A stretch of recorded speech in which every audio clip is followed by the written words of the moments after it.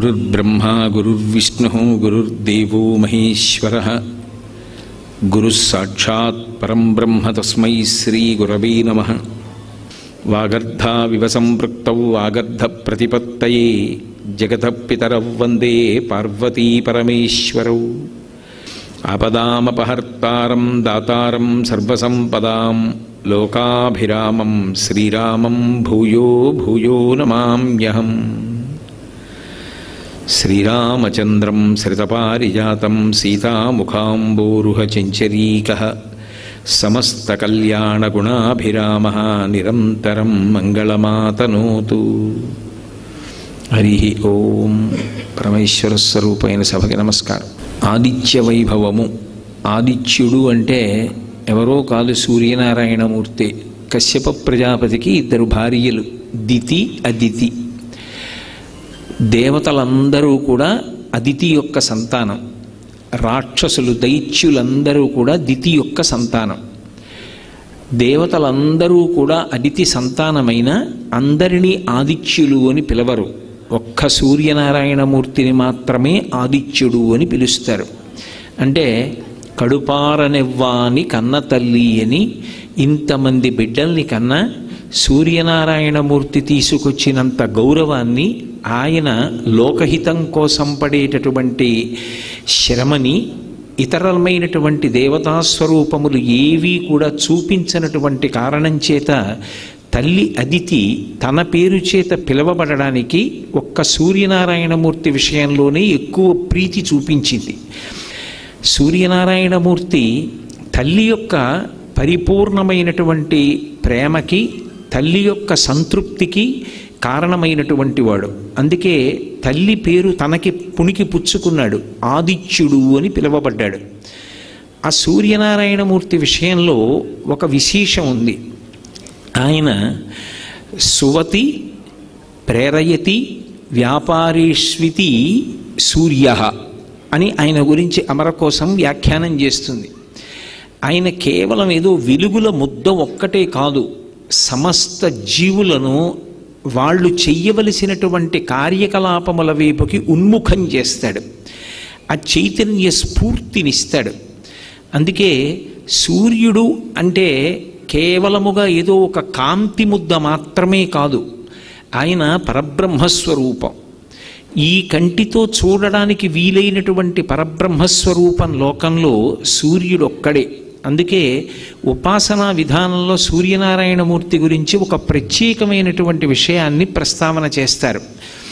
సాధారణంగా మనం పూజ చేసేటప్పుడు మనసు నిలబడడానికి ఎదురుగుండా ఏదో ఒక మూర్తిని ఉంచుకుంటాం. ఏదో విఘ్నేశ్వర మూర్తో, లేకపోతే సుబ్రహ్మణ్యుడు, పార్వతీ పరమేశ్వరులో, లక్ష్మీనారాయణులో ఏదో ఒక మూర్తిని ఉంచుకుంటాం. కానీ నేను ఏదో ఒక ఊరు వెళ్ళాను అనుకోండి, నాతో ఒక భగవన్మూర్తిని, ఒక పటాన్నో దేన్నో తీసుకెళ్ళడం మర్చిపోయాను. అప్పుడు నేను పూజ చెయ్యాలి అంటే ఎలా పూజ చెయ్యాలి అని అడిగితే ఉపాసనా విధానంలో ఒక విశేషాన్ని చెప్పారు.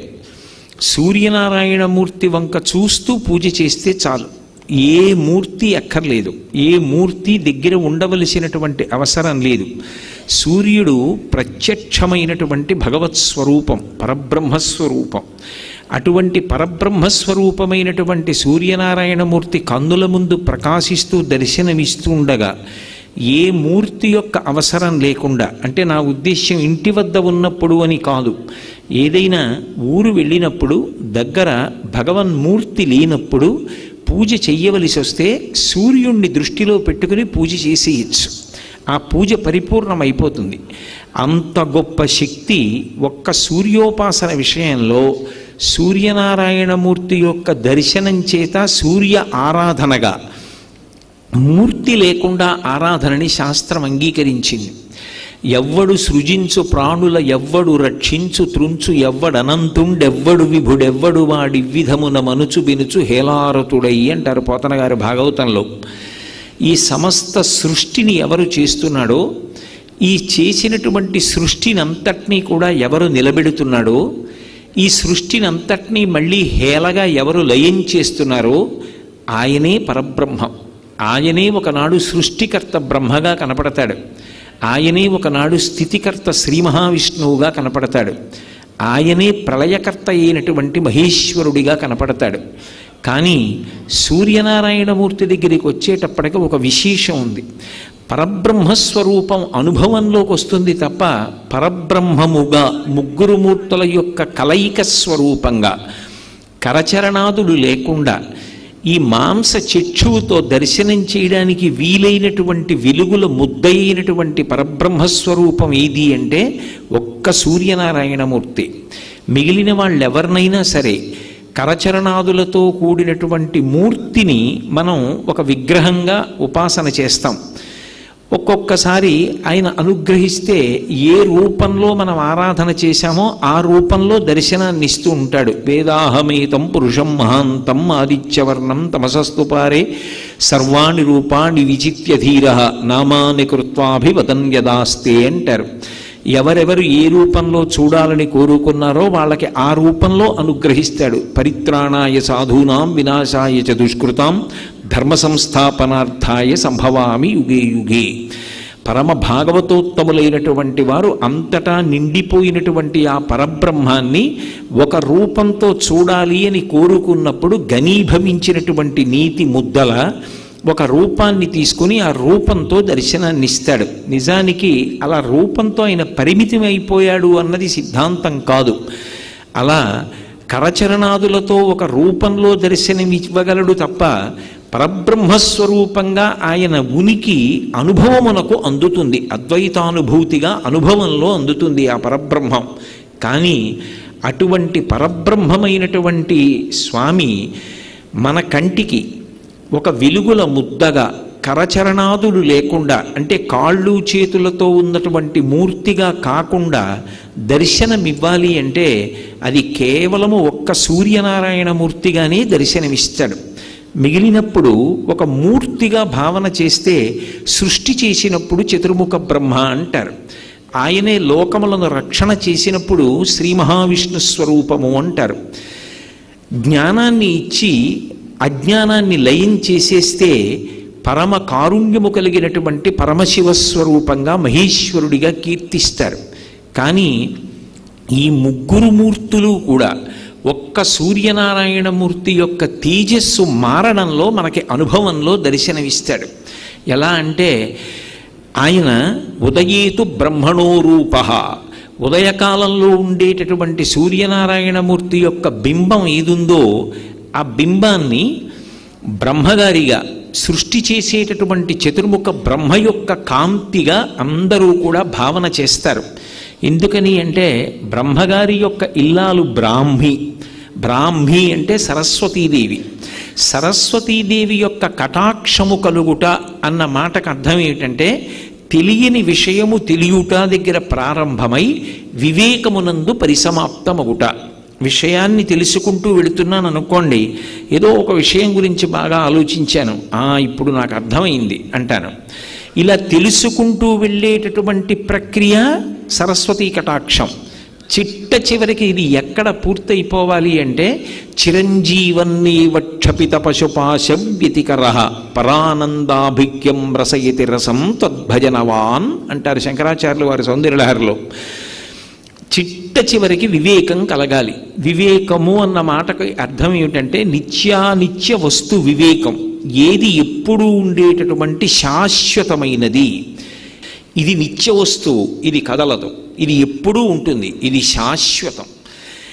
ఇంకొకటి జగత్, అది ఎప్పుడూ ఉండేది కాదు, అది ఒకనాడు ఉంటుంది, ఒకనాడు వెళ్ళిపోతుంది. ఈ జగత్తు ఉన్నా లేకపోయినా ఆయన మాత్రం ఉంటాడు. లోకంబులు లోకేశులు లోకస్తులు తెగిన తుది అలోకంబగు పింజీకటి కావల యవ్వండే కాకృతి వెలుగు అతనిని సేవింతున్నట్టారు పోతన గారు భాగవతంలో. ఈ లోకాలు, లోకంలో ఉండేటటువంటి లోకేశులు, లోకస్తులు అంటే లోకములను పరిపాలించేవాళ్ళు, పరిపాలింపబడేటటువంటి వాళ్ళు, పాలకులు, పాలితులు, ఈ జగత్తు అంతా కూడా ప్రళయ జలముల యందు మునిగిపోయిన తరువాత కూడా ఏ ఒక్కడు కాంతి స్వరూపమై సూర్యచంద్రులతో సంబంధం లేకుండా ప్రకాశిస్తూ ఉంటాడు. నత్ర సూర్యోభాతి చంద్రతారకం నేమా విద్యుతో భాతి కుతూయమగ్ని త్వమేవ భాంతమనుభాతి సర్వం తస్య భాషా సర్వమిదం విభాతి అంటుంది ఉపనిషత్. చిట్ట చివరికి అందరూ ఎక్కడికి చేరిపోవాలి అంటే ఆయనకి దగ్గరికి చేరిపోవాలి. నదులు ప్రవహించి ప్రవహించి ప్రవహించి చిట్ట చివరికి సముద్రమునందు కలిసిపోతాయి. సాగర సంగమం పవిత్రం. అందుకే అంతర్వేది సాగర సంగమ స్నానం అంత ప్రఖ్యాతి. ఓ శాస్త్రం చదువుకోవడం కానివ్వండి, ఒక కళ గురించి తెలుసుకోవడం కానివ్వండి, ఏదైనా సరే వీటికి తనంత తానుగా యోగ్యమైన కాలం ఏది అంటే సూర్యోదయం నుంచి 88 నిమిషములు వెనక్కి లెక్క పెట్టాలి. అలా వెనక్కి లెక్క పెడితే ఏ కాలము ఉంటుందో అది సరస్వతీ కటాక్షమునకు అత్యంత యోగ్యమైన కాలంగా ఋషులు నిర్ణయం చేశారు. బ్రాహ్మీ ముహూర్తము అంటారు. బ్రాహ్మీ అంటే బ్రహ్మ యొక్క శక్తి స్వరూపమైన సరస్వతి.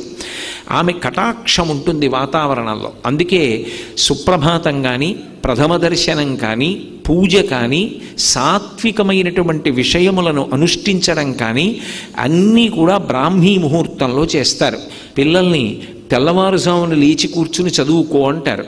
ఎందుకని అంటే ఆ తెల్లవారుజామున చేసేటటువంటి ప్రయత్నంలో మనకి ఆ సూర్యుని యొక్క శక్తి బ్రహ్మగారి యొక్క శక్తిగా, బ్రహ్మగారి అనుగ్రహంగా, బ్రహ్మ ఒకటి సరస్వతి ఒకటి కాదు, బ్రహ్మ బ్రాహ్మి వాళ్ళిద్దరూ కలిసే ఉంటారు. ఆ అనుగ్రహము ఆ కాలమునందు పరిఢవిల్లి ఉంటుంది. అందుకే ఉదయకాలమునందు సూర్యబింబాన్ని ఏ రూపంగా చూస్తారు అంటే బ్రహ్మస్వరూపంగా, సృష్టికర్త స్వరూపంగా చూస్తారు. అదే మధ్యాహ్నేతు మహేశ్వర. మధ్యాహ్న కాలం అయిందనుకోండి, ఆయనని మహేశ్వర స్వరూపంగా చూస్తారు. మధ్యాహ్నం మహేశ్వర స్వరూపము అన్న మాటకు అర్థం ఏమిటంటే ఆయన విశేషమైనటువంటి కాంతితో ఉంటాడు. అది ఎవరు భరించగలిగినటువంటి తేజస్సు కాదు. అంత తేజస్సు కలిగినటువంటి పరమాత్మ ఆయన అలా ప్రకాశిస్తుండగా ఇక ఎక్కడ చీకటి అన్నది ఉండడానికి వీల్లేదు. అంటే తమోగుణాన్ని, అజ్ఞానాన్ని పోగొట్టగలిగినటువంటి శివస్వరూపమై ప్రకాశిస్తూ ఉంటాడు. జ్ఞానదాత మహేశ్వర. అదే సూర్యబింబం సాయంకాలం ఉపాసన చేస్తున్నారనుకోండి, సాయంకాలే స్వయం విష్ణు. సాయంకాలం ఉండేటటువంటి సూర్యబింబం సాక్షాత్ విష్ణు స్వరూపంగా కీర్తింపబడుతుంది. ఇప్పుడు ఆయనే ఉదయకాలంలో బ్రహ్మ. అందుకే సూర్యుడికి ఉండేటటువంటి పేర్లు కూడా చాలా చమత్కారంగా ఉంటాయి. ఆయనకి మిహిర అని ఒక పేరు. మిహిర అంటే కేవలము కాంతిపుంజమని కాదు, ఈ భూమిని అంతటినీ కూడా తన నీటి చేత తడుపుతాడు. ఏదో నీటి చేత తడపడం ఒక్కటే కాదు, ఏ నీటి చేత తడుపుతున్నాడో ఆ తడిపిన కారణం చేత అంకురములు లోపల నుంచి పైకొస్తాయి. అప్పటి వరకు నామరూపాలు తెలియకుండా భూమి మీద పడిపోయి ఉండిపోయినటువంటి గింజలు ఆ నీరు తగిలిన కారణం చేత సుస్పష్టంగా గుర్తుపట్టడానికి వీలుగా ఒక అంకుర రూపంలో, ఒక మొక్క రూపంలో పైకొస్తుంది. అంటే ఆయన మిహిర అన్న పేరుతో సృష్టి చేస్తాడు. సృష్టికర్త అయి బ్రహ్మగారై ఉంటాడు. అదే స్వామి పూష అని ఒక పేరుతో ఉంటాడు. పూష అన్న పేరు కలిగినటువంటి సూర్యుడు ఈ లోకములన్నిటినీ కూడా రక్షణ చేస్తూ ఉంటాడు. ఆయన అనుగ్రహం లేదనుకోండి అసలు ప్రాణుల యొక్క ఆరోగ్యం నిలబడదు. అందుకే ఆరోగ్యం భాస్కరాది చేత్ అని పేరు. ఆరోగ్యమునకు కారణం ఎవరు అంటే ఒక్క సూర్యబింబమే. ఆయన నుంచి వచ్చేటటువంటి వెలుతురు వలన, ఆ కాంతి కిరణముల వలన ఆరోగ్యం నిలబడుతుంది. ఇప్పుడు ఆధునిక కాలంలో వైద్యులు, శాస్త్రవేత్తలు కూడా అంగీకరిస్తున్నారు. సూర్యభగవానుని యొక్క కిరణములలో ఉండేటటువంటి విటమిన్ డి వలన ఎముకలకు పుష్టి కలుగుతుంది, శరీరం పెరుగుతుంది అని అంగీకరిస్తున్నారు. కాబట్టి ఆయన లోకములకంతటికీ కూడా పోషకుడై రక్షణ కల్పిస్తాడు. సూర్యకిరణములు తగలని చోట ఒక మొక్క ఉంచారనుకోండి, ఆ మొక్క వడిలిపోతుంది, మాడిపోతుంది, ఆ మొక్క పెరగదు. సూర్యకిరణములలో ఉన్నటువంటి శక్తిని తీసుకుని చెట్లు తమ ఆకులలో పత్రహరితాన్ని తయారు చేసుకుంటాయి. ఆ పత్రహరితమును ఆహారంగా ఉంచుకుని చెట్లు వృద్ధిలోకి వస్తాయి. ఆ చెట్లు కాసినటువంటి కాయలు, వాటి పళ్ళు, ఆ ఆకులు, వాటి వేర్లు, వాటి కాండం, అవి మనకి ఆహారం. అది ఒక్క మనుష్యులకే కాదు, సమస్త ప్రాణికోటికి. ఆ విధంగా ఆయన లోకములనన్నిటినీ కూడా పోషిస్తున్నాడు, లోకములను రక్షిస్తున్నాడు. సూర్యకిరణముల చేత ఎన్నో సూక్ష్మాంగ జీవులు నశించిపోతుంటాయి. సూర్యకిరణముల చేత తప్తమైన పదార్థములు ఏ ఉంటాయో అవి చాలా కాలం నిలవ ఉంటాయి. దుర్గంధం రాకుండా నిలవ ఉండేటట్టుగా ఒక పదార్థాన్ని తయారు చేయగలిగినటువంటి శక్తి సూర్యకిరణములకు ఉన్నది. ఆ ఒడియాలు పెట్టినప్పుడు ఆ తడితో, ఆ పిండితో కలిపి ఆ గుమ్మడి ముక్కల్ని, ముద్దగా ఉన్న వాటిని తీసుకెళ్ళి సూర్యకిరణములలో తప్తం చేస్తే అవి గట్టిపడి ఎండిపోయిన తర్వాత డబ్బాలో పెట్టి మూత పెట్టి నెలలు ఉంచినా సరే అవి ఏ విధమైనటువంటి దుర్గంధాన్ని పొందవు, అందులోంచి చెడు వాసన రాదు. సరికదా?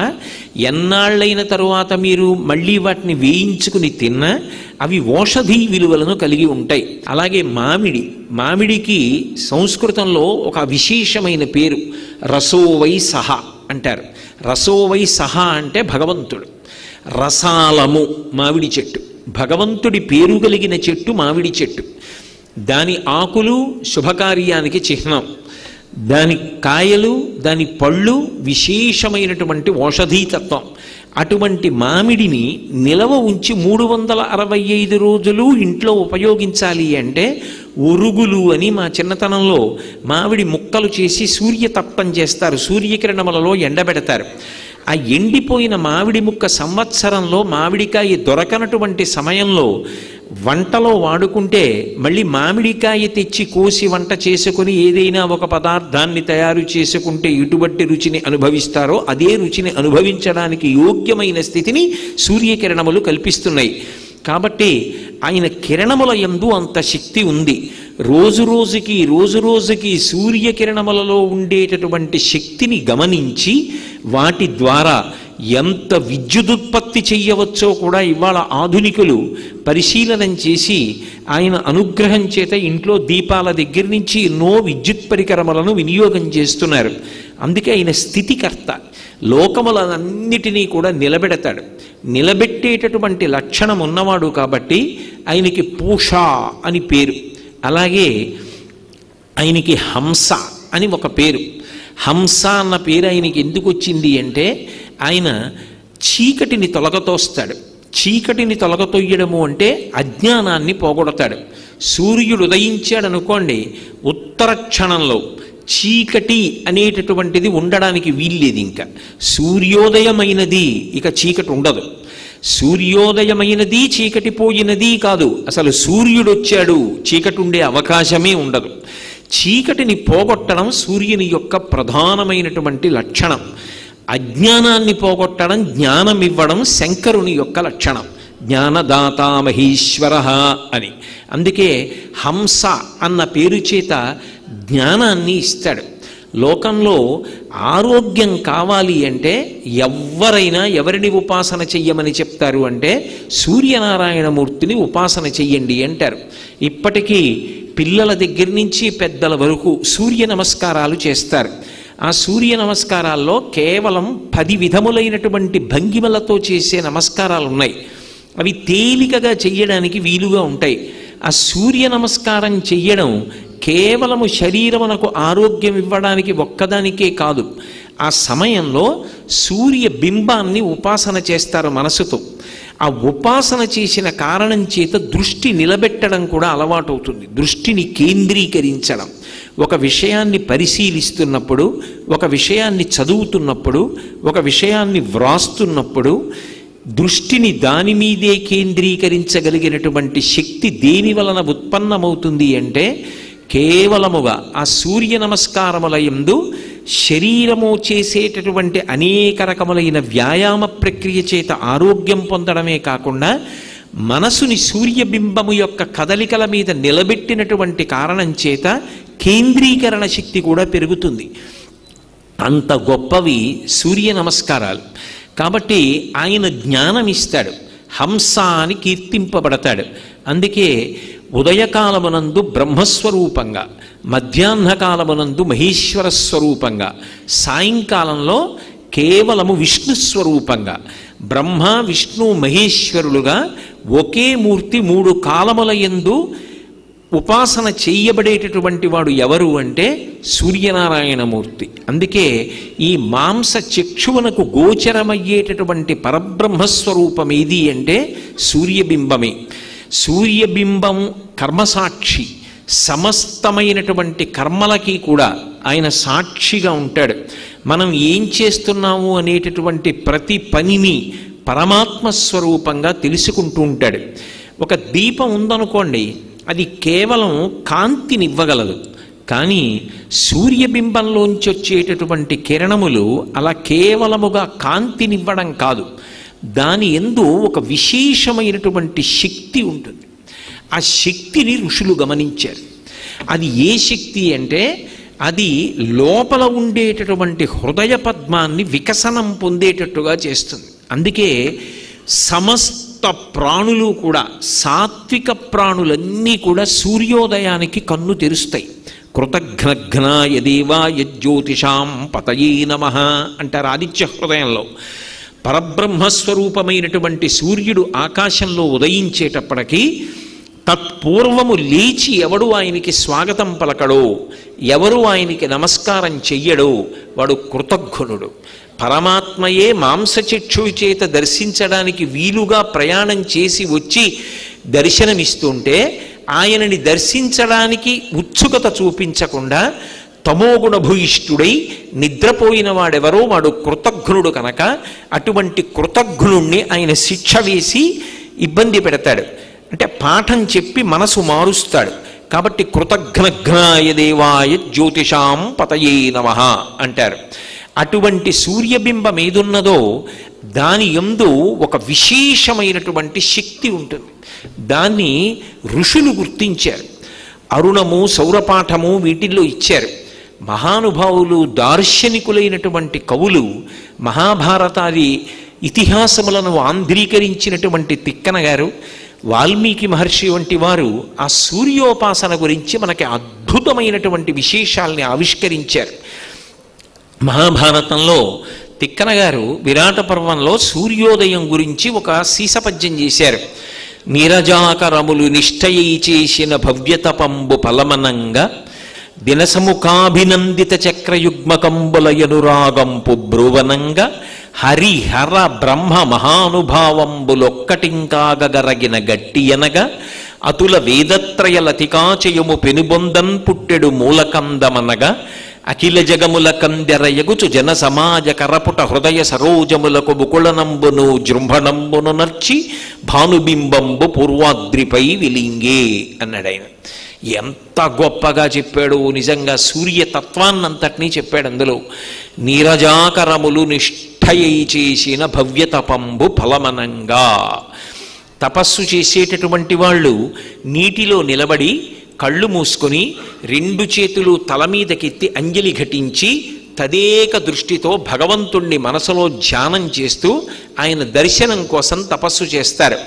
ఆయన ప్రత్యక్షం అయ్యాడనుకోండి, అమ్మయ్యాని చేతులు కిందకి దింపి స్తోత్రం చేస్తారు. సరోవరాల్లో ఉండేటటువంటి తామర పూల యొక్క మొగ్గలు రాత్రంతా కూడా ఇలా ముడుచుకొని ఆ కాడ మీద నిలబడి ఆకాశంలో సూర్యనారాయణమూర్తి వంక చూస్తూ ఆయన దర్శనం కోసం రాత్రంతా తపస్సు చేస్తే బ్రాహ్మీ ముహూర్తంలో లేత సూర్యకిరణాలు వచ్చి ఆ బింబానికి తగలగానే, కిరణములంటే కరములు, చేతులు, భగవద్దర్శనమై ఇలా చేతులతో తపస్సు చేస్తున్న వాణ్ణి ముట్టుకునేటప్పటికీ పరమ సంతోషంతో అంజలి ఘటించిన చేతులు కిందకి దింపి భగవన్మూర్తిని దర్శించినట్టుగా రాత్రంతా కూడా ఇలా రేకులు ముడుచుకుని తపస్సు చేసినటువంటి తామర మొగ్గలు తెల్లవారుజామున సూర్యకిరణాలు పడేటప్పటికీ ఒక్కసారి విచ్చుకుంటాయిట. వాటి తపము ఫలించిందా అన్నట్టుగా సూర్యబింబం. నిరజాకరములు నిష్ఠయై చేసిన భవ్యతపంబు ఫలమనంగా దినసముఖాభినందిత చక్రయుగ్మకంబులయనురాగంపు బ్రూవనంగా. చక్రవాక పక్షులను ఉంటాయి లోకంలో, అవి గుండ్రగా ఉంటాయి అని అంటారు. ఆ పక్షులకు కామం ఎక్కువ. భార్యాభర్తలు రెండూ కూడా ఒండురలు మహాప్రీతిగా ఉంటాయి. చీకటి పడితే వాటికి కళ్ళు కనపడవు. పురుషపక్షి స్త్రీపక్షి విడివడిపోయి ఒకదాని కొరకు ఒకటి అలమటించి విరహాన్ని పొందుతాయి. మళ్ళీ వాటికి కళ్ళు కనపడాలి అంటే సూర్యోదయం అవ్వాలి. ఎప్పుడు సూర్యోదయం అవుతుందా అని విరహంతో భర్త పక్షి కోసం భార్య పక్షి కోసం ఒండరులు పరితపిస్తూ ఉంటే ఆ సూర్యబింబం ఉదయించగానే దినసముఖాభినందిత చక్రయుగ్మకంబులయనురాగంపు బ్రూవనంగా ఆ చక్రవాక పక్షులు ఒకదాని పక్కన ఒకటి చేరి పరమ సంతోషంతో అనురాగంతో కలుసుకుంటే వాటి అనురాగం పంట పండి ఆకాశంలో నిలబడితే ఎలా ఉంటుందో సూర్యబింబం అలా ఉంటుంది. అనురాగంపు బ్రోవనంగా హరిహర బ్రహ్మ మహానుభావంబులొక్కటింకాగరగిన గట్టి అనగా సృష్టికర్త అయిన బ్రహ్మ, స్థితికర్త అయిన విష్ణువు, ప్రళయకర్త అయినటువంటి మహేశ్వరుడు ముగ్గురు ఒకటై ఒక ముద్దైపోతే ఆ ముద్ద ఆకాశంలో ప్రకాశిస్తే అదే సూర్యబింబం. ముగ్గురు మూర్తుల యొక్క సమాహార స్వరూపం. వేదత్రయలతికాచయము పెనుబొందన్ పుట్టెడు మూలకందమనగా 4 వేదములు అని మనం అన్నా, వేదములను అందులో ఉండేటటువంటి మంత్రముల రీత్యా వేదత్రయి 3గా చెప్తారు. అథర్వణ వేదం చెప్పకుండా అందులో రుక్కు, యజ్జు, సామ ఈ 3 వేదాల్లోకే అథర్వణ వేదం కూడా వచ్చేస్తుంది. అందుకే త్రైవేద్యం హృద్యం త్రిపురహరమాద్యం త్రినయనం అంటారు శంకర భగవత్పాదులు శివానంద లహరిలో. త్రైవేద్యం 3 వేదములు అంటారు. ఆ 3 వేదములు ఏ దుంపలోంచి పైకొచ్చి 3 తీగలుగా పాకాయో ఆ 3 తీగలు 3 వేదములనబడేటటువంటి లతలు పాకడానికి ఆధారమైనటువంటి దుంప ఏది ఉన్నదో ఆ దుంప సూర్యబింబంట. అందులోంచి వేదములన్నీ వచ్చాయి అంటే అదే పరబ్రహ్మము. కాబట్టి ఆ వేదత్రయలతికాచయము పెనుబొందన్ పుట్టెడు మూల కందమనగా అఖిల జగముల కందెరయగుచు. జగత్తులో ఉన్నటువంటి సాత్విక ప్రాణులన్నీ కూడా కళ్ళు విప్పుతాయి. ఇన్ని ప్రాణులు కన్నులు విప్పేటట్టుగా చేసేది ఏది అంటే ఆ సూర్యబింబం, అందులో ఉండేటటువంటి కిరణముల యొక్క గొప్పతనం. కాబట్టి అఖిల జగముల కందెరయగుచు జన సమాజ కరపుట హృదయ సరోజములకు ముకుళనంబును జృంభణంబును నచ్చి. అందరి యొక్క చేతులు ఇలా కలుసుకుంటాయి. ఎందుకని? ప్రత్యక్షంగా కనపడుతున్నటువంటి పరబ్రహ్మస్వరూపం సూర్యబింబం. ఆయన వంక చూసేటప్పటికీ పోతన గారు భాగవతంలో చెప్పినట్టు ఒక సూర్యుండు సమస్త జీవులకు తానొక్కొక్కడై తోచుపోడిక ఏ దేవుడు సర్వకాలము మహాలీలన్ నిజోత్పన్న జన్య కదంబ హృత్ సరోరుహములన్ నానావిధానోరూపకుడై ఒప్పుచునుండునట్టి హరినే ప్రార్థింతు నశ్రాంతమున్నంటాడు భీష్మాచార్యుల వారు అపశయ్య మీద పడుకొని. ఒక సూర్యుండు సమస్త జీవులకు తానొక్కొక్కడై తోచుపోలిక. ఉన్నది ఒక్క బింబమే, కానీ ఎవరు చూస్తే వాడే నేను చూశాను సూర్యనారాయణమూర్తిని అంటాడు. నా సూర్యుడే అనుకుంటాడు. ఎవరికి వారికి తానే చూసిన సూర్యబింబంలా కనపడేటటువంటి ఆ సూర్యబింబం ఉదయించేటప్పటికీ అందరూ మనుష్యులు కూడా ఇలా 2 చేతులు కలుపుతారు. జన సమాజ కరపుట. కరపుట అంటే చేతుల యొక్క చివర్లు ఇలా కలుసుకునేటట్టుగా చేస్తుంది. అంటే అందరిలో సత్వగుణం ప్రచోదనమవుతుంది. ఒక్కసారి అందరు ఇలా నమస్కారం చేస్తారు. అలాగే ముకుళనంబును హృత్పద్మములకు జృంభణంబును. లోపల హృదయ పద్మములు విచ్చుకుంటాయి. అందరిలో ఒక్కసారి ఉత్సాహం వస్తుంది. తెల్లవారింది కాబట్టి మనందరం కూడా మన కార్యక్రమాల్లో బయలుదేరాలి అనేటటువంటి ఉత్సాహం కలిగేటట్టుగా ముకుళనంబును జృంభణంబును నర్చి భానుబింబంబు పూర్వాద్రిపై వెలింగే. ఆ సూర్యబింబం పూర్వాద్రి అంటే తూర్పు దిక్కున ఆ ఉదయ పర్వతం మీద ప్రారంభమై తన ప్రయాణాన్ని మొదలుపెట్టింది. దాని చేత లోకములన్నీ కూడా చైతన్య దీప్తిని స్ఫూర్తిని పొందుతాయి. అది కేవలం ఏదో ఒక దీపం వెలుగునిచ్చినట్టుగా వెలుగునివ్వడం కాదు. ఇంతమందిలో చైతన్య స్ఫూర్తిని ఇవ్వగలిగినది ఏది అంటే ఒక్క ఆదిత్యుడు, ఒక్క సూర్యనారాయణమూర్తి. అంతటి మహాద్భుతమైన స్వరూపం. అందుకే మయూర కవి అని ఒక మహానుభావుడు ఉన్నాడు. ఆయనకి కుష్ఠురోగం వచ్చింది ఒకప్పుడు. ఆయన కుష్ఠురోగం పోవడానికి సూర్యనారాయణమూర్తి మీద ఒక శతకం చేశాడు. ఆ శతకం పూర్తి చేసేటప్పటికీ ఆయన కుష్ఠరోగం అంతా పోయింది. సూర్యనారాయణమూర్తిని ఉపాసన చేస్తే దాని వలన ఆరోగ్యం సిద్ధిస్తుంది అని లోకంలో ప్రమాణం. అంతేకాదు నమస్కార ప్రియుడు, మీరు ఏమీ ఆయనకి చెయ్యక్కర్లా. అందుకే సూర్య నమస్కారాలంటారు.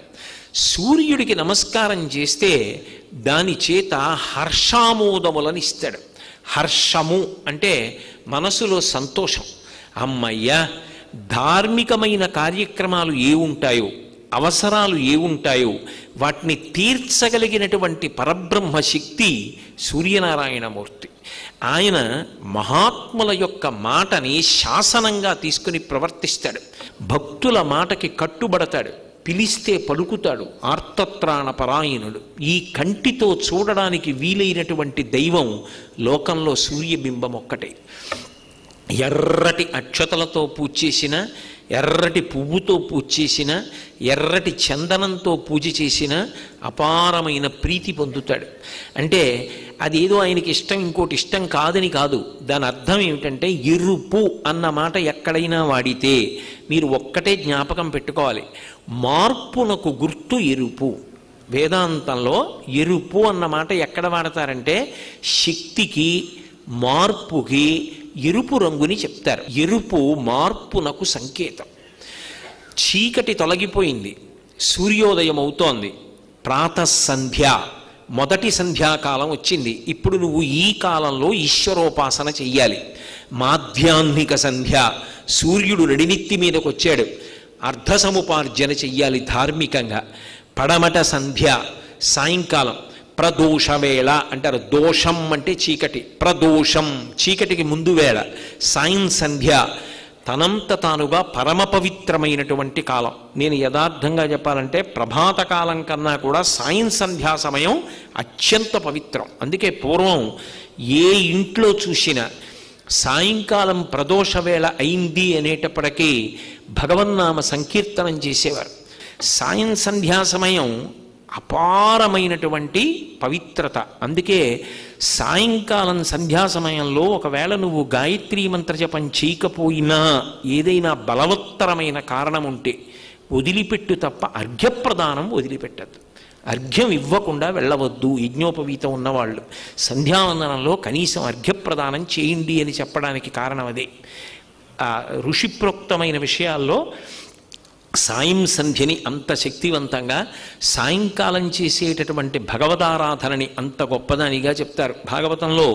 ఆ సమయంలో శంకరుడు నందివాహనారూఢుడై ఆకాశంలో ప్రయాణం చేస్తాడు. కాబట్టి ఈ సాయంకాలం అయింది, ప్రదోషం, ఇక చీకటి వస్తోంది. త్రియామాం వామంతే సృజతి రజనీ నాయకతయా అంటారు శంకరాచార్యులు వారు సౌందర్యలహరిలో. 8 యామములుగా కాలం ఉంటుంది. ఒక్కొక్క యామం మారుతోంది అంటే సూర్యుని యొక్క కదలిక చేత ఉంటుంది. చంద్రుడు సూర్యకాంతిని పొంది కదులుతాడు, అందుకని సూర్యుడే కదిలినట్టు. సూర్యుని యొక్క కదలిక చేత మార్పు వస్తోంది. నేను ఇంత వయసు పొందాను, నేను ఇదిగో ఈ పని చేశాను, ఇవన్నీ అనుభవంలోకి వెడుతున్నాయి. అంటే ఈ మార్పంతటికీ కారణమైన వాడు ఎవరు అంటే కేవలముగా సూర్యనారాయణమూర్తి. అందుకే మొట్టమొదట అంకురం, తర్వాత మొక్క, తర్వాత చెట్టు, చెట్టుకి కొమ్మ, కొమ్మకి రెమ్మ, రెమ్మకి పువ్వు, పువ్వు పిందె, పిందె కాయ, కాయ పండు, పండిన తరువాత ఇంకేం లేదు, చెట్టుని వదిలిపెట్టేయడమే. తనంత తాను చెట్టును వదిలేస్తుంది ఇంకా పండయిన తర్వాత. ఆయన పండిపోయారండి అంటారు. నేను ఈ శరీరము కాదు అని తెలుసుకుని నేను ఆత్మ. అందుకే పూర్ణాహుతిలో వేస్తారు కురుడి. ఇక కొబ్బరి పెచ్చు నుంచి విడిచిపెట్టి లోపల గుడుగుడు గుడుగుడు ఆడుతూ ఉంటుంది. నేను ఆత్మ అని తెలుసుకుని ఇది నేను కాదు అన్న భావన పండిపోవడం. ఆ మోక్షం దగ్గరికి వెళ్ళడం అనేటటువంటిది మార్పు. నువ్వు ఏది చెయ్యి, ఏదో ఒకటి చేస్తూ ఉండాలి. అది పుణ్యకర్మలు చేయడం మరీ మంచిది, మంచి పనులు చెయ్యి. కానీ ఈ చేస్తున్న మంచి పనులన్నీ చిట్ట చివరికి దేనికి పనికి రావాలి అంటే అదిగో ఆ ఆత్మజ్ఞానం కలగడానికి, ఈశ్వరానుగ్రహానికి కావాలి. ధర్మానుష్ఠానము అన్న మాటకు అర్థం ఏమిటంటే మార్పు చెందుతూ ఉండడం. కాలమునందు ఎప్పుడు ఏది చెయ్యాలో అది భక్తితో చేస్తూ వెళ్ళిపోతాడు. చేస్తూ వెళ్ళి వెళ్ళి వెళ్ళి వెళ్ళి వెళ్ళి వెళ్ళి చివరకు తాను సత్యముగా మిగిలిపోతాడు. అంటే ఇక ఏ కదలిక లేని పరబ్రహ్మస్వరూపంగా నిలబడగలిగిన స్థితికి ఎదుగుతాడు. ఈ జ్ఞానము ఎరుపు చేత సంకేతింపబడుతుంది. దానికి నేను సుమా ప్రధాన కారణం. నా అనుగ్రహము చేత నువ్వు ఆ స్థితిని చేరుకుంటావు. ఇది ఎవరివ్వగలరు అంటే సూర్యోపాసన చేత లభ్యమవుతుంది. అందుకే హర్షం, సంతోషించడం అనేటటువంటిది లౌకికంగా అవసరములు తీరడం దగ్గర నుంచి పండిపోవడం వరకు ఆ హర్షముని ఇవ్వగలిగిన వాడెవరు అంటే ఆయనే. అందుకే ఆయన ఉన్న క్షేత్రమునకు పేరు కూడా హర్షవల్లి.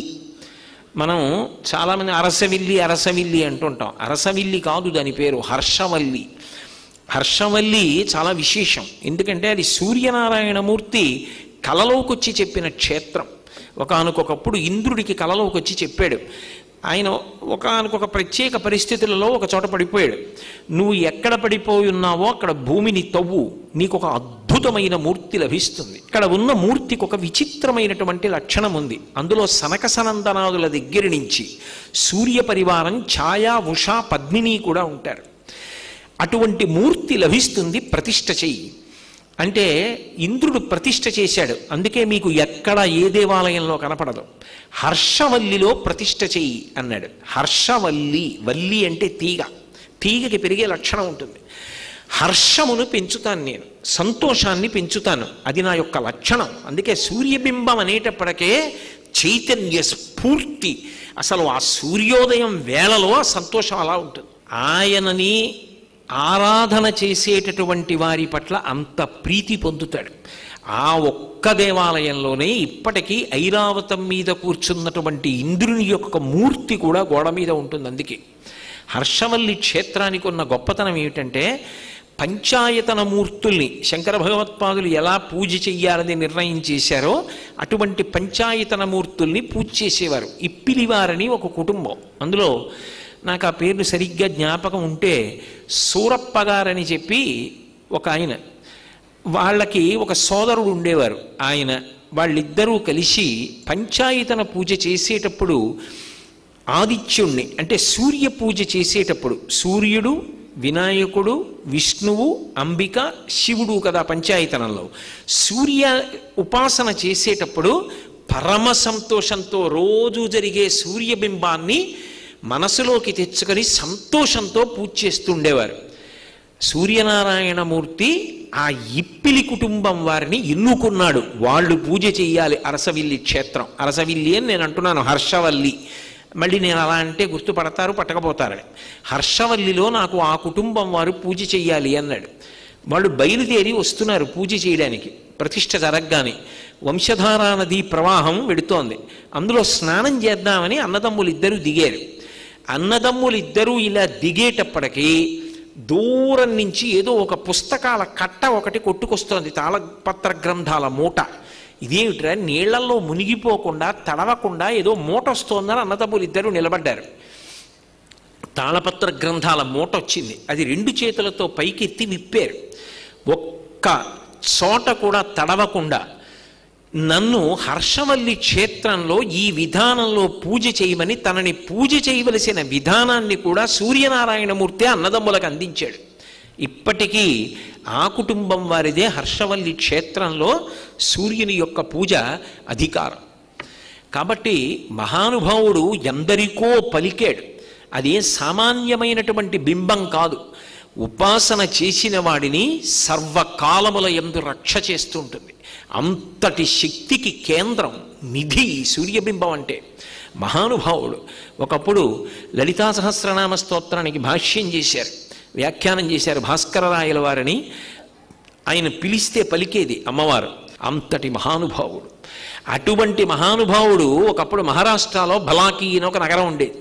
దాన్ని చంద్రసేన జాధవుడు అనబడేటటువంటి ఒక మహారాజు పరిపాలిస్తూ ఉండేవాడు. ఆయనకి బిడ్డలు లేరు. ఈ భాస్కరరాయల వారు వెడితే ఆయన ఎంతో సంతోషంగా ఆయన కాళ్ళ మీద పడి, గురుదేవా నాకు సంతానం కలిగేటట్టుగా అనుగ్రహించమని ప్రార్థన చేశాడు. నీకు పుత్ర సంతానం కలుగుతుందో అని అనుగ్రహించి వెళ్ళిపోయారు భాస్కరరాయల వారు. ఆయన వెళ్ళిపోయిన కొంతకాలానికి రాజుగారి భార్య గర్భం ధరించింది. ఇలా ఉండగా ఆ వెళ్ళిపోతున్నప్పుడు భాస్కరరాయల వారికి నారాయణ దేవుడు అని ఒక అనుష్ఠాన తత్పరుడు పరిచయం అయి, మహానుభావ మీరు నాకు ఉపదేశం ఇవ్వండి అని అడిగాడు. భ్రమరాంబా మంత్రాన్ని ఉపదేశం చేశారు భాస్కరరాయల వారు. ఆ భ్రమరాంబని ఉపాసన చేశాడు నారాయణ దేవుడు భాస్కరరాయల వారి దగ్గర ఉపదేశం పొంది. ఆయన ఎందుకో బాలాకీ నగరానికి వచ్చాడు. ఈ చంద్రసేన జాధవుడు భార్య గర్భిణి గదు, భాస్కరరాయల వారు ఆశీర్వదించారు, ఆమెతో నమస్కారం చేయించాడు. నారాయణ దేవుడు చూసి సంతోషించాడు. అయ్యా కడుపులో ఉన్న బిడ్డ మగపిల్లవాడా ఆడపిల్ల అన్నాడు. నారాయణ దేవుడు భ్రమరాంబని ఎప్పుడు మనసులో ధ్యానం చేస్తుంటారేమో ఆడపిల్ల అన్నాడు. ఆ రాజు అన్నాడు, అదేమిటది భాస్కరరాయల వారు మగపిల్లవాడు పుడతాడని ఆశీర్వదించారే అన్నాడు. వెంటనే నారాయణ దేవుడు అన్నాడు, ఆయన మా గురువు గారు, మా గురువు గారు మగపిల్లవాడు పుడతాడని చెప్పిన తరువాత మళ్ళీ నన్ను ఎందుకు అడిగావు? నేను ఆడపిల్ల అన్నాను. మా గురువు గారి మాట నా మాట వలన పోవడానికి వీల్లేదు. నా చేత మా గురువు గారి మాట కాదనేటట్టుగా ఆశీర్వచనం చేయించావు కాబట్టి నువ్వు అనుభవించవలసిందే. మగపిల్లవాడు కాదు ఆడపిల్ల కాదు, నపుంసకుడు పుడతాడు నీకని వెళ్ళిపోయాడు. నపుంసకుడు పుట్టాడు. అయితే రామచంద్ర జాధవుడు అని పేరు పెట్టాడు. తర్వాత మళ్ళీ భాస్కరరాయల వారు వచ్చారు. ఒకప్పుడు వెళ్ళి కాళ్ళ మీద పడ్డాడు. ఇదే చూడగానే ఆయనకు అనుమానం వచ్చింది, ఏవిరా ఈ పిల్లవాడు ఇలా ఉన్నాడు, వీడు నపుంసకుడు అన్నారు. అయ్యా తప్పైపోయింది, మీ శిష్యుణ్ణి ఇలా అడిగాను, కథంతా ఇలా జరిగింది, మీరే అనుగ్రహించాలన్నారు. అదెంత పనిరా, లోకంలో ఏదైనా ఇవ్వగలిగిన వాడు సూర్యనారాయణమూర్తి. పద నీ కొడుకుని తీసుకెళ్ళి, ఇప్పటికే ఉంది కర్ణాటక రాష్ట్రంలో కృష్ణానదీ తీరంలో, ఆయన అంత దూరంలో కృష్ణానది ఉంటే ఇక్కడ పర్ణశాల నిర్మించుకుని ఆ రామచంద్ర జాధవుణ్ణి పక్కన పెట్టుకుని తృచ అర్ఘ్య విధానమని సూర్యనారాయణమూర్తి ఉపాసనలో ఒక విధానం అది. తృచ అర్ఘ్య విధానంలో ఆయన్ని ఉపాసన చేస్తున్నారు. మంచి ఎండలో వెళ్ళి అర్ఘ్యం ఇచ్చి వస్తూ ఉండాలి. ఆ వెళ్ళి వస్తూ ఉండడంలో అరికాళ్ళు బొబ్బలెక్కాయి. భాస్కరరాయల వారు పడుకున్నారు, శిష్యులు కాళ్ళు ఒత్తుతున్నారు.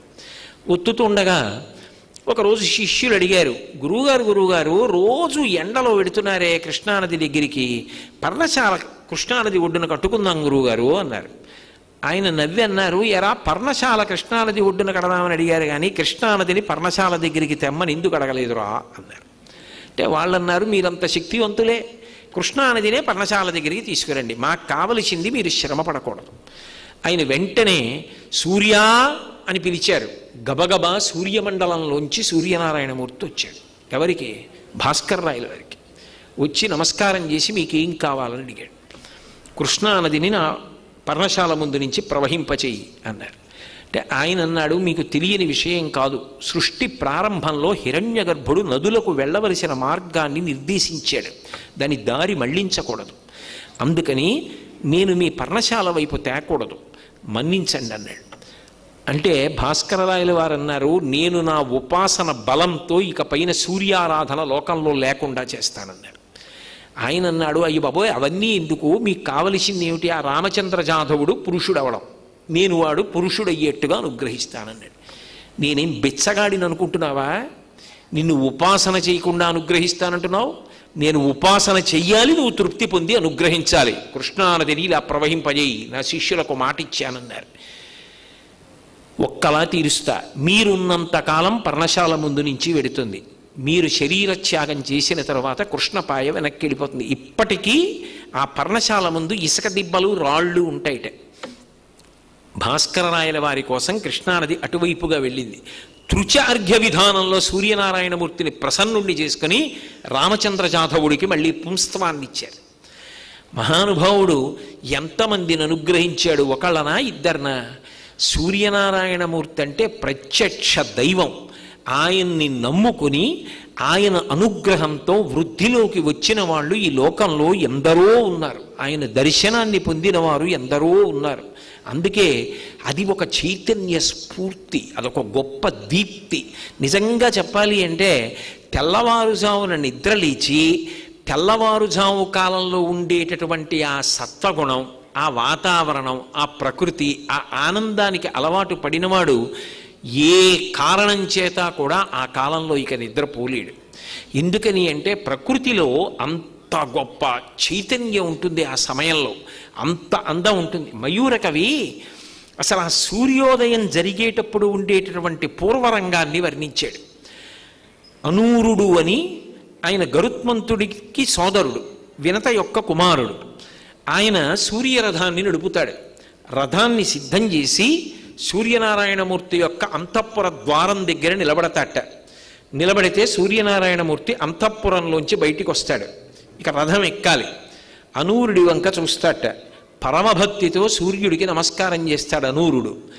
అనూరుడి వంక చూసి ఒక మాట అడుగుతాట, ఏమయ్యా, ఎప్పటి నుంచో ఈ 7 గుర్రాల్ని పూంచి రథాన్ని నడుపుతున్నావు, గుర్రాలు బడలిపోయాయి కదా, ఇంద్రుణ్ణి అడిగి ఉచ్చైశ్రవాన్ని తీసుకొచ్చి కడదామా అని ఆలోచన చేస్తున్నావా?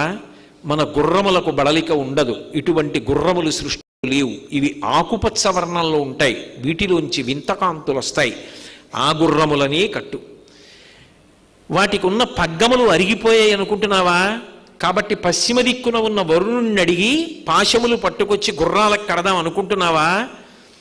మన గుర్రాలకి కట్టేటటువంటి పాశములు వరుణుడి దగ్గర కూడా ఉండవు. ఇవి సర్పపాశములు. సర్పపాశములతో ఈ గుర్రాలు ముందుకు వెడతాయి. పాశములు మార్చకు. ఏకచక్రధరం దేవంతం సూర్యం ప్రణమామ్యహం అని. ఆయన ఏకచక్ర రథం. ఆ రథానికి ఒకటే చక్రం ఉంటుంది. ఒక చక్రమే ఉంది కాబట్టి విష్ణువు దగ్గర ఉన్న సుదర్శన చక్రాన్ని తీసుకొచ్చి రెండో వైపు అమరుద్దాం అనుకుంటున్నావా? ఇరుసికి అక్కర్లేదు. ఎన్నేళ్లు తిరిగినా చక్రం అలాగే ఉంటుంది, బెంగపెట్టుకోకు అంటట. పరమ సంతోషాన్ని పొంది అనూరుడు సూర్యనారాయణమూర్తికి నమస్కారం చేసి రథం ఎక్కుతాట. వెనక సూర్యుడు వచ్చి రథం ఎక్కుతాడు. ఎక్కగానే ఒక్కసారి గుర్రాలు 7 కూడా సకిలించి ఆకుపచ్చ కాంతులు చిమ్ముతూ బొక్క ఉదుటున పైకి లేస్తాయిట. నడుం వరకే ఉంటాడు అనూరుడు, కింద కాళ్ళభాగం ఉండదు. ఎందుకంటే గుడ్డులో పూర్తిగా పొదగడం పూర్తి కాకముందే వినత బద్దలు కొట్టింది, అందులోంచి వచ్చాడు. ఊంచుకోవడానికి కాళ్ళు లేక వెల్లకిల పడతాట అనూరుడు. పడి మళ్ళీ సర్దుకుని రథంలో కూర్చుని పగ్గాలు పట్టుకుంటాట. ఒకసారి గిర్రన తిరుగుతుందట రథం. నాకు ఆ మయూర కవి చేసినటువంటి వర్ణన చదువుతుంటే ఆశ్చర్యంగా ఉంటుంది. ఎలా దర్శనం చేశాడరా మహానుభావుడని.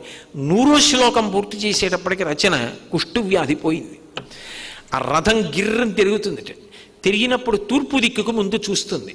చూడగానే అక్కడ ఇంద్రుడు నిలబడతాడు. ఎందుకని అంటే ప్రాగ్దిగ్భాగే ఇంద్రో దేవత ఇంద్రప్రసాదాత్ రాజ్యాభివర్ధనమశ్నుతే అని కదా ఆశీర్వచనం. తూర్పు దిక్కుకు ఇంద్రుడు అధిపతి.